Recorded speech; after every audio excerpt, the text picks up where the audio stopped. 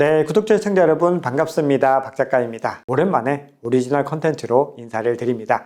자, 오늘은 알트코인 투자 전략에 관해서 깊이 있게 한번 알아보겠습니다. 알트코인 투자는 굉장히 어려운 투자입니다. 그런데 이 알트코인 투자가 어려운 이유가 무엇일까요? 투자에 활용할 수 있는 정보 자체가 굉장히 작기 때문입니다.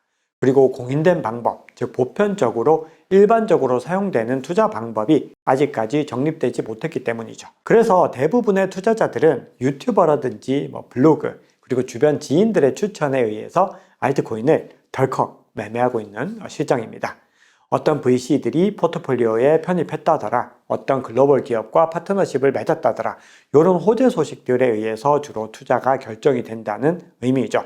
물론 이것도 굉장히 중요한 과정이라고 볼 수가 있습니다. 그런데 알트코인에 투자를 잘하기 위해서는 이것만으로는 많이 부족하겠죠. 그러면 알트코인에 잘 투자하기 위해서는 무엇을 보아야 할까요? 크게 두 가지가 있습니다. 정성적인 평가와 정량적인 평가를 해야 되겠죠. 정성적인 평가라는 것은 프로젝트가 해결하려는 문제, 해결 방법, 팀 등을 통해서 이 프로젝트의 가치를 들여다보는 것입니다. 거기에 더해서 각종 호재나 악재, 업그레이드 같은 이런 다양한 이슈들을 계속해서 동시에 살펴보는 그런 전략들이 정성적인 평가에 해당된다라고 볼 수가 있겠습니다. 자, 그러면 정량적인 평가는 무엇일까요? 객관적인 데이터와 수치를 통해서 프로젝트를 점검하는 것입니다. 거래량, 활성 주소 수, 트랜잭션, TVL, 개발자 수, 평가 등급, 굉장히 많은 객관적인 수치들을 가지고서 코인의 펀더멘탈을 판단할 수 있습니다. 네, 그리고 이 정량적인 평가를 통해서 이 코인이 될 만한 코인인지 아닌지 1차적으로 결정을 할 수가 있죠. 자, 그런데 알트코인은요, 순환 장세라는 개념을 좀 이해하는 것이 중요합니다. 자본은 계속해서 섹터와 테마를 따라서 이동을 하게 됩니다. 따라서 자본이 아직까지 유입되지 않은 혹은 자본이 들어왔다가 일시적으로 빠져나간 저평가된 코인에서 알트코인을 매입하는 것이 그 무엇보다 중요하다고 볼 수가 있죠. 이 부분 반드시 기억하셔야 됩니다. 알트코인은 아무 지점에서나 사시면 절대로 안 되고 저평가된 구간에서 매입을 하는 것이 중요합니다. 자, 그러면 오늘은 이 정량적인 데이터 중에서도 저평가된 코인을 발굴하는데 가장 핵심적으로 사용될 수 있는 지표를 알아보겠습니다. 바로 유동성이라는 개념입니다. 유동성은 암호화폐 시장의 가장 중요한 가격 상승 요인이라고 볼 수 있습니다. 유동성이 높다고 하는 것은 시장에서 거래가 활발하게 잘 일어나고 있다는 의미이죠. 그래서 아마 투자를 하시면서 유동성이 풍부하다, 유동성이 고갈됐다, 이런 이야기들 많이 들어보셨을 겁니다. 그래서 유동성이 풍부하다는 것은 이 시장에서 자본이 물 흐르듯이 잘 흘러가고 있다, 이런 의미로 해석을 할 수가 있겠습니다. 자, 그런데 특정한 코인이 있는데 이 코인이 시가총액에 비해서 유동성이 더 풍부하다면 어떨까요? 네, 즉 시가총액 순위보다 유동성 순위가 더 높다라는 건 어떤 의미일까요? 네, 바로 이 코인이 저평가되어 있다는 것입니다. 왜냐하면 유동성이 굉장히 많은데 아직 가격이 그에 미치지 못한다라고 하는 것은 아직까지 상승할 여력이 많이 남아있다는 의미로도 해석할 수가 있는 것이죠. 반대로 유동성이 굉장히 작은데 시가총액이 크다. 그것은 일시적으로 고평가되어 있을 가능성이 큽니다. 그래서 시간이 지날수록 자본들이 빠져나가서 하락할 가능성이 더 크기 때문에 지금 시점에서는 일단 투자를 보류하는 것이 현명한 선택이다라고 볼 수가 있겠죠. 자, 그러면 유동성은 어떻게 측정하는 걸까요? 유동성을 측정하는 기준은 굉장히 다양합니다. 거래소에서 얼마나 많은 거래가 일어나고 있는지, 거래량 볼륨은 얼마나 되는지, 거래 가능한 오더, 즉 주문은 얼마나 잘 깔려 있는지 다양한 지표들을 볼 수가 있습니다. 시가총액과 유동성의 순위를 비교해서 카이코라고 하는 리서치 기관에서 집계를 해서 발표를 하고 있습니다. 이거를 매 분기마다 자료를 제공하고 있죠. 1년에 4번 나오는 자료이기 때문에 각 분기가 시작될 때 지난 분기의 유동성 결과를 가지고서 포트폴리오를 효율적으로 리밸런싱 할 수 있는 전략입니다.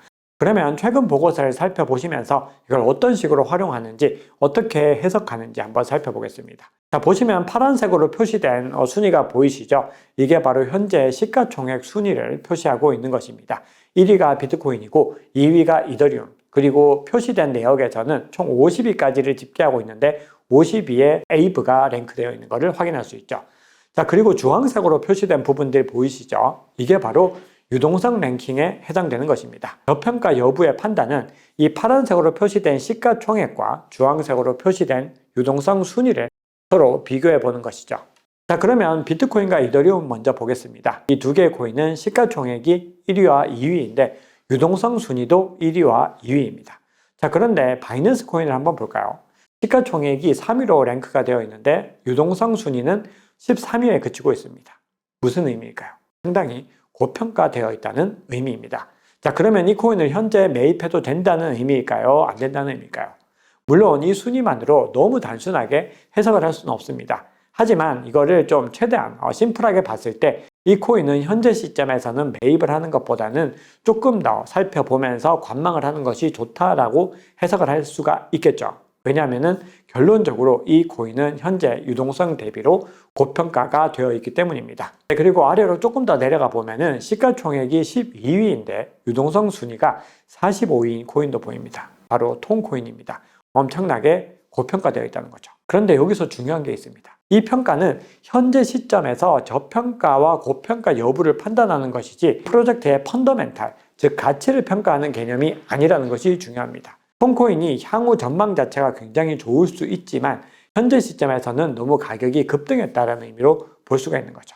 톤코인은 텔레그램에서 사용되는 코인인데 이후에 고평가 구간에서 가격이 하락해서 저평가 구간으로 접어들었다가 IPO 계획을 발표하면서 다시 가격이 급등해서 고평가 구간으로 접어들었습니다. 반면에 파란색보다 좌측 영역을 한번 볼까요? 라이트코인, 옵티미즘, 텔라루멘 같은 프로젝트들이 보이고 현 시점에서는 이 코인들이 저평가되어 있는 것으로 나오고 있습니다. 그리고 가장 많이 저평가된 코인은 무엇이죠? 네, 지난 분기 유동성 지표상으로 봤을 때는 아비트럼으로 표시가 되고 있습니다. 자, 그럼 이걸 정리를 한번 해보겠습니다. 이렇게 표를 다시 정리를 해줬는데요.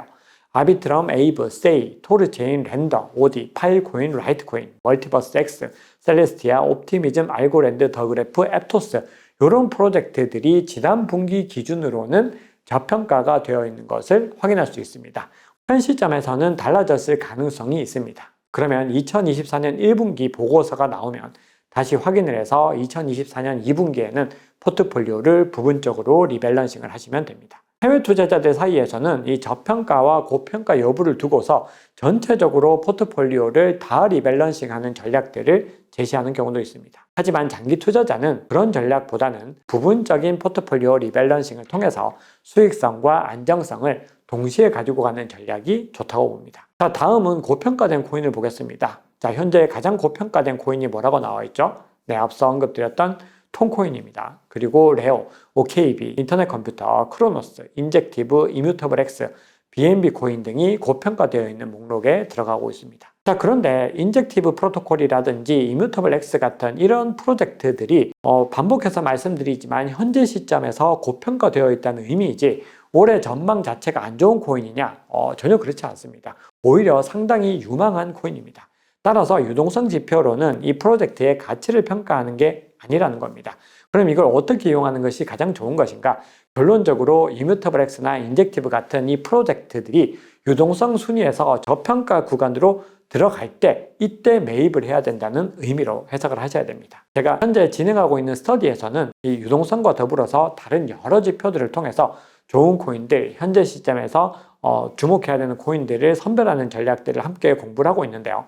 1차적인 가이드라인을 잡을 때 이 유동성 지표를 활용하시면 굉장히 유용하게 선택지를 좁힐 수가 있습니다. 자, 그리고 이 표를 가지고 그러면 전체적인 방향성을 한번 잡아보겠습니다. 첫째, 유동성 측면에서 저평가된 코인은 지금 현 시점에서 우리가 주목해야 하는 프로젝트이다. 참고로 저평가와 고평가는 상대적인 개념이기 때문에 계속해서 바뀌게 됩니다. 고래의 자본은요, 계속해서 저평가된 코인을 찾아서 들어오게 되고 이후에 자본이 많이 유입되면 이 코인은 자연스럽게 고평가가 됩니다. 그러면 자본은 다른 코인으로 다시 이동을 하는 겁니다. 그렇기 때문에 저평가와 고평가가 반복되는 구간에서 저평가 구간을 잡아내서 잘 투자하는 것을 유의하자는 거죠. 따라서 알트코인 투자는요, 이 시장을 계속해서 관찰해야 되고 트레이딩의 관점을 가지고 접근해야 됩니다. 자, 두 번째, 유동성 순위에서 고평가되었다고 하더라도 또 다른 데이터나 정성적인 평가상으로 상승할 수 있는 코인들은 있는 겁니다. 그래서 이거를 별도로 분류를 해 두어야 됩니다. 가까운 시기에 특별한 호재가 있다거나 그런 코인들은 이런 유동성 지표뿐만이 아니라 그런 다양한 소스들을 가지고 선택지로 포함을 시켜야 된다는 것이죠. 자, 세 번째, 유동성과 시가총액의 차이가 많이 나는 프로젝트들은 주로 신생 프로젝트들이 많았습니다. 새롭게 태어난 코인들이 많다는 거죠. 그리고 여기서 중요한 말씀을 드려야 되는데요. 이번 대세 상승장에서는 오래된 코인들보다 새로운 내러티브로 무장하고 있는 신규 프로젝트에 더욱더 많은 관심을 가지셔야 됩니다. 오래된 코인의 경우는 중요한 문제가 있습니다. 바로 여러 매물대에서 거래한 투자자들이 존재한다는 것이죠. 그리고 이런 매물대를 시체라고 일컫기도 합니다. 해당 구간을 지나가게 되면은 이 오래된 고인물 투자자들이 차익 실현을 위해서 매도하는 경우가 많습니다.